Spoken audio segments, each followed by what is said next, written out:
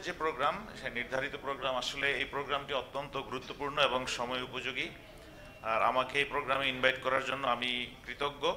আর আমাদের মধ্যে উপস্থিত আছেন আমাদের আইসিটি সচিব মহোদয় স্যার, ইতিমধ্যে আমাদের মধ্যে চলে আসছেন।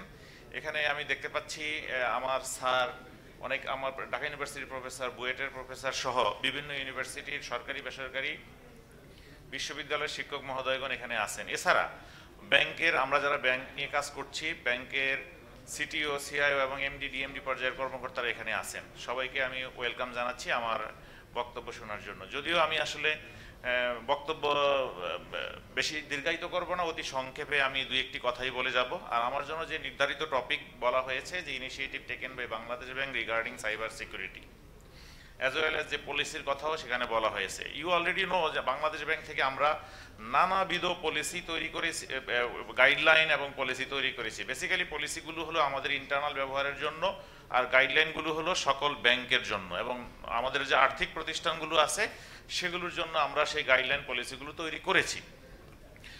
ইতিমধ্যে আমরা ফ্রেমওয়ার্কও কিছু কিছু তৈরি করেছি। আপনারা জানেন যে আপনাদের কাছে ইতিমধ্যে আমরা ফিডব্যাকও নিয়েছিলাম যে সাইবার সিকিউরিটি ফ্রেমওয়ার্ক বিষয়ক। বাংলাদেশ ব্যাংক ইতিমধ্যে সাইবার সিকিউরিটি ফ্রেমওয়ার্ক প্রণয়ন করেছে বিভিন্ন ব্যাংকের কর্মকর্তাদের সমন্বয়ে। সেই ফ্রেমওয়ার্কটি ইতিমধ্যে মাননীয় গভর্নর মহোদয় কর্তৃক অনুমোদিত হয়েছে। আমরা আশা করি অতি দ্রুততার সাথে সেই ফ্রেমওয়ার্কটি আমরা আমাদের ব্যাংকিং ইন্ডাস্ট্রির জন্য আমরা জারি করব সার্কুলার আকারে। সো আপনারা জানেন যে 2005-এর কথা, যারা এখানে সিনিয়র কর্মকর্তা আছেন আপনারা জানেন যে 2005 বাংলাদেশ ব্যাংক প্রথম আইসিটি সিকিউরিটি গাইডলাইন তৈরি করেছিল। তার আগে বাংলাদেশে কোনো ধরনের আইসিটি সিকিউরিটি পলিসি গাইডলাইন কিছুই ছিল না। বাংলাদেশ ব্যাংকই প্রথম প্রতিষ্ঠান যে 2005 সালে সাইবার আইসিটি সিকিউরিটি গাইডলাইন তৈরি করেছিল। তার পরবর্তীতে 2006 সালে বাংলাদেশ সরকার আইসিটি পলিসি তৈরি করেছে। বাংলাদেশ ব্যাংক থেকে আমরা সেই গাইডলাইনের বর্তমানে চতুর্থ ভার্সন তৈরি করেছি গত 2023 সালে। আপনারা জানেন যে আমাদের আইসিটি সিকিউরিটি গাইডলাইনে 949টি কন্ট্রোল পয়েন্ট রয়েছে। এছাড়া ওই আমাদের যে গাইডলাইন সেখানে 14টি চ্যাপ্টার বা ডোমেইন রয়েছে, এবং একটি চ্যাপ্টার রয়েছে ইমার্জিং টেকনোলজি নিয়ে, যেখানে আমরা artificial intelligence, machine learning, robotic process automation, blockchain, cryptocurrency থেকে শুরু করে যাবতীয় বিষয়গুলো আমরা আমাদের গাইডলাইনে অন্তর্ভুক্ত করার চেষ্টা করেছি। এবং কোনো ব্যাংক যদি সেই আর্টিফিশিয়াল ইন্টেলিজেন্স ব্যবহার করতে চায় তাকে কি কি করণীয় আছে, কি কি স্ট্যান্ডার্ড আছে, সেগুলো আমরা গাইডলাইনে আমরা বলে দিয়েছি। এছাড়া মেশিন লার্নিং বা রোবোটিক প্রসেস অটোমেশন বা ব্লকচেইন বা ইত্যাদি বিষয়ে কি করণীয় আছে, কি করতে হবে, কি করতে হবে না, সেগুলো আমরা উল্লেখ করেছি। 2023 সালের কথা আমি একটু বলছি, যেখানে আমরা ক্লাউড কম্পিউটিং গাইডলাইন তৈরি করেছি বাংলাদেশের ব্যাংকিং ইন্ডাস্ট্রির জন্য। সেই গাইডলাইনটি আমাদের ব্যাংক, আর্থিক প্রতিষ্ঠান as well as PSO, PSP থেকে শুরু করে এ জাতীয় সকল প্রতিষ্ঠানের জন্যই প্রযোজ্য। সেই ক্লাউড কম্পিউটিং গাইডলাইনে আমাদের 285 মানে 285 কন্ট্রোল রয়েছে, এবং সেখানে 7টি ডোমেইন রয়েছে, 7টি চ্যাপ্টার রয়েছে। সেই গাইডলাইনে আমরা একটু আগে যে আমাদের এখানে একজন প্যানেলিস্ট মহোদয় ডিসকাস করেছিলেন, আমাকে একটু অ্যাটেনশন দিয়েছিলেন।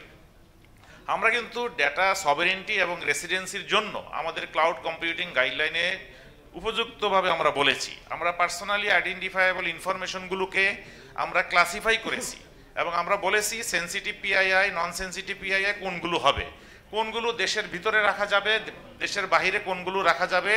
সো আমরা আমাদের যে ক্রস বর্ডারে কি কি রাখা যাবে যাবে না, বাংলাদেশ সরকার কর্তৃক প্রণীত ক্লাউড কম্পিউটিং পলিসির সাথে অ্যালাইন রেখে আমরা আমাদের গাইডলাইনটা তৈরি করেছি। সেখানে আমরা সুস্পষ্টভাবে বলে দিয়েছি যে আমাদের সেন্সিটিভ ডেটাগুলো দেশের বাহিরে বা ক্রস বর্ডারে রাখা যাবে না। আশা করি রাফেল ভাই এখানেই আছেন। তো আপনি নিশ্চয়ই জানেন যে ডেটা রেসিডেন্সি ভেরি ইম্পর্টেন্ট, এবং আমাদের সভেরেন্টি অলসো ভেরি ভেরি ইম্পর্টেন্ট। আমরা কোনোভাবেই আমাদের ডাটাগুলোকে দেশের বাইরে রাখার জন্য অনুমোদন দিচ্ছি না। প্রতিনিয়ত আপনারা বিভিন্ন ব্যাংক থেকে আমাদের কাছে চিঠি পাঠানো হচ্ছে, পত্র পাঠানো হচ্ছে যে তারা বিভিন্ন বিশেষ করে ক্রস বর্ডার ক্লাউডে ডাটা হোস্টিং করার জন্য আপনারা অনুমতি চাচ্ছেন, কিন্তু এগুলো রিসপেক্টরগুলো আমরা তুলে ধরে আমরা আপাতত দিচ্ছি না। আমরা যদি এইভাবে ঢালাওভাবে আমরা ক্রস বর্ডারে ক্লাউডে ডাটা মাইগ্রেট করার জন্য অনুমোদন দিয়ে দেই, দেশের ভিতরে কোনো নতুন ধরনের আধুনিক বা হাইপার স্কেলের ডাটা সেন্টার তৈরি হবে না। আমরা আমাদের দেশের জন্যই এগুলো আমরা করে যাচ্ছি। এবার আসুন আমাদের যে অন্যতম একটি গাইডলাইনের কথা আমি একটু এখানে বলতে চাচ্ছি। এখানে যারা আছেন উপস্থিত, আমাদের সচিব মহোদয় স্যারও এখানে আছেন, এবং আমাদের জাইকার সজিব স্যারও এখানে আছেন। ওনারা হয়তো অনেকেই জানেন যে আমরা সিবিএস গাইডলাইন তৈরি করেছি, যেটা আমাদের আশেপাশের কোনো দেশে এই ধরনের সমৃদ্ধ গাইডলাইন কিন্তু নেই। আমাদের যে সিবিএস গাইডলাইনের ভার্সন 2 বর্তমান চলছে। প্রথম আমরা গাইডলাইন তৈরি করি 2016 সালে, আর 2024 সালে এসে আমরা আমাদের সিবিএস গাইডলাইনের ভার্সন 2 প্রণয়ন করি। সে সিবিএস গাইডলাইনে আমাদের প্রায় 1831টি কন্ট্রোল রয়েছে, যেটা একটা মানে বেশ সমৃদ্ধ একটি গাইডলাইন, যেটা সকল ব্যাংকের জন্য প্রযোজ্য। ব্যাংকের পাশাপাশি আমরা এনবিএফআই গুলোর জন্য, আর্থিক প্রতিষ্ঠানগুলোর জন্য আলাদা কোর বিজনেস সলিউশন নামে আরেকটি গাইডলাইন তৈরি করেছি। এছাড়া আমাদের রয়েছে সাইবার সিকিউরিটি ফ্রেমওয়ার্কের কথা আমি ইতিমধ্যে বললাম। আমরা সিকিউর কোডিং প্র্যাকটিস করার জন্য আমরা গাইডলাইন তৈরি করেছি, পলিসি তৈরি করেছি। আমরা ক্লাউডের কথা বলে ফেললাম। আমরা বিজনেস কন্টিনিউটি ম্যানেজমেন্টের জন্য আমরা পলিসি তৈরি করেছি এবং গাইডলাইন আমরা প্রণয়ন করে ব্যাংকগুলোকে দিয়েছি। আমাদের বিজনেস কন্টিনিউটি প্ল্যানিং এর জন্য আমাদের এনশিওর করার জন্য আমাদের ডাটা সেন্টার আবশ্যক, আমাদের ডিজাস্টার রিকভারি সাইট আবশ্যক, আমাদের এনডিসি আবশ্যক, এফডিসিও আবশ্যক। কিছু কিছু ব্যাংক ইতিমধ্যে আপনারা ডাটা সেন্টার সবার আছে, এটা বাংলাদেশ ব্যাংকের অবদান অবশ্যই। কারণ আপনারা দেখেন যে সকল ব্যাংক এখন ডাটা সেন্টার মেনটেন করছে। ম্যাক্সিমাম ব্যাংক, প্রায় সকল ব্যাংক তাদের ডিজাস্টার রিকভারি সাইট আছে এবং সেপারেট সিসমিক জোনে তারা ডাটা ডিজাস্টার রিকভারি সাইট স্থাপন করছে। কেউ যদি সেপারেট সিসমিক জোনে ডিজাস্টার রিকভারি সাইট স্থাপন করতে ব্যর্থ হয়, তাদেরকে অবশ্যই এফডিসি তৈরি করা লাগবে। এটাও বাংলাদেশ ব্যাংক থেকে বলে দিয়েছে। তার ফলশ্রুতিতে কি হলো, ব্যাংকগুলো ডাটা সেন্টার তৈরি করেছে, ডিজাস্টার রিকভারি সাইট তৈরি করেছে, এনডিসি তৈরি করছে এবং একইভাবে অনেকেই, কিছুদিন আগেও আমরা একটা ব্যাংককে পারমিশন দিয়েছি এফডিসি করার জন্য।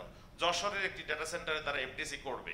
সো বাংলাদেশ ব্যাংকের কঠোর রেগুলেশনের প্রেক্ষিতে এবং এই বিষয়গুলো সঠিকভাবে প্রণয়ন এবং কমপ্লায়েন্সের কারণেই সকল ব্যাংক এই বিষয়টা ফলো করছে এবং মানছে।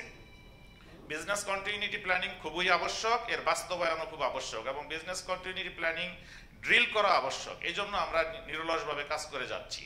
এছাড়া আমরা অডিট করছি, আমরা ইনস্পেকশন করছি এবং বর্তমানে আমরা সিস্টেমে অডিট করতেছি। সিস্টেমে অডিট করে সিস্টেমের দুর্বলতাগুলো খুঁজে বের করছি এবং ওখানে কোনো ধরনের সাসপিসিয়াস কোনো ট্রানজ্যাকশন বা মিসট্রাস্টফুল কোনো ট্রানজ্যাকশন আছে কিনা সেটা আমরা দেখছি। ইতিমধ্যে আমরা দেখেছি কিছু কিছু ক্ষেত্রে কেউ গভর্নমেন্টের এক্সাইজ ডিউটি ফাঁকি দিচ্ছে, ওটাও ডিটেক্টেড এবং এটার ক্ষেত্রে আমরা কঠোর অবস্থান নিচ্ছি এবং যতগুলো টাকা গভর্নমেন্টকে দেওয়া হয়নি প্রতিটা টাকা সরকারের কাছে জমা দেওয়ার ব্যবস্থা আমরা করছি। এই ক্ষেত্রে আমরা কমপ্লায়েন্স 100% এনশিওর করছি। এখানে যেহেতু ব্যাংকের সিটিও মহোদয় বা অন্যান্য সংশ্লিষ্ট কর্মকর্তারা আছেন, আপনারা অবশ্যই বিষয়গুলো দেখতে হবে যে আপনাদের সিবিএস এ কোনো ধরনের গ্যাপ আছে কিনা, আপনাদের ব্রাঞ্চ লেভেলে কোনো কর্মকর্তা কোনো ধরনের প্যারামিটার চেঞ্জ করতে পারে কিনা, এই বিষয়গুলো আপনাদেরকে এনশিওর করা লাগবে। Nobody is allowed to change at branch level. এখানে প্যারামিটার চেঞ্জ করার জন্য সুনির্দিষ্ট নিয়ম পলিসি এখানে থাকা আবশ্যক, যেটা বাংলাদেশ ব্যাংক দেখছে এবং ইমপ্লিমেন্ট করছে। Thank you everybody. আমি ভবিষ্যতে ইনশাল্লাহ আপনাদের সাথে আবার মিলিত হব এবং কথা বলবো। তবে বাংলাদেশ ব্যাংকের যে রেগুলেশন, বাংলাদেশ ব্যাংকের যে গাইডলাইন, এটা আপনারা আসলে পরিপালন করা লাগবে, করেন, তাতে আপনাদেরই ভালো হবে এবং আমাদের ডেটা সিকিউরিটি এনশিওর হবে এবং ক্লাউড গাইডলাইন ফলো করলে আপনাদের ডাটা সভারেন্টি এবং ডাটা রেসিডেন্সি এনশিওর হবে। এই বলে আমি আসলে শেষ করতে চাচ্ছি। Thank you everybody, thank you, আসসালামু আলাইকুম।